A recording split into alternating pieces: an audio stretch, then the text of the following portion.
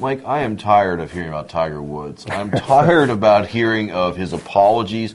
Who is he apologizing to? Why does he need to apologize to me? I could care, you know. Well, he doesn't need to apologize to us. And if you're, I saw a really good thing by Charles Pierce, pretty good writer, the other day, where he said, if you're really disappointed because of the hash that Tiger has made of his private life, then you're the sap.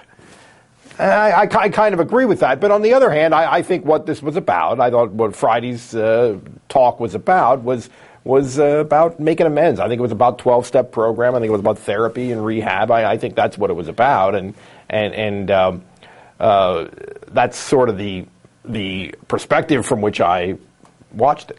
You know, you wrote a very good comment in the Sunday News. You want to catch it on LancasterOnline.com as well. Thank you for the plugs. Well, it's warranted. One of the things I took from your column was, and so many times we've had with steroids, A-Rod, Mark McGwire, well, if I offended anybody, if I did something wrong, he came out and at least said, I will take this for my critique of his press conference the other day, at least I screwed up. I'm sorry. I didn't. I am responsible for my actions. Yeah, and was very specific about, hey, I messed this up. I've disappointed and frustrated a lot of people. It was the opposite of that if thing almost. Yeah. So that I appreciated. And the other thing that I appreciated was I think with this celebrity bad behavior, a constant thing that I think we all can pretty much agree on is that there's this sense of entitlement. There's this sense of, don't you know who I am? You know, The rules don't apply to me. And he is the first celebrity athlete, public apology person that I can think of who really specifically said, that was my problem. I really lost complete touch with reality in that I thought the rules didn't apply to me. I'm wrong. If I want to have a wife and have kids, the rules do apply to me. And I felt like it should be just between him and his wife. I could care less. I felt like the media wanted some apology. And 20 years ago, Mike, I don't think this story would have been reported this way. It's more this tabloid journalism. It's more maybe even the internet or something that's happened where we have to have this now. And TMZs and that. Walter Cronkite wouldn't have reported this kind of story. No, he would not have. He would not have it. There's a time when the media completely looked the other way about all this kind of stuff.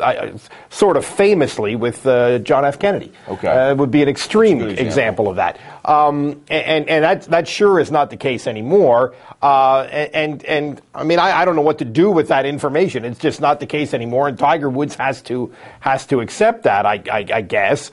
And that's where I had a little bit of a problem with some of his remarks was the stuff where he came off angry and complaining about there are many Hollywood movie stars who deal with paparazzi every day of their life.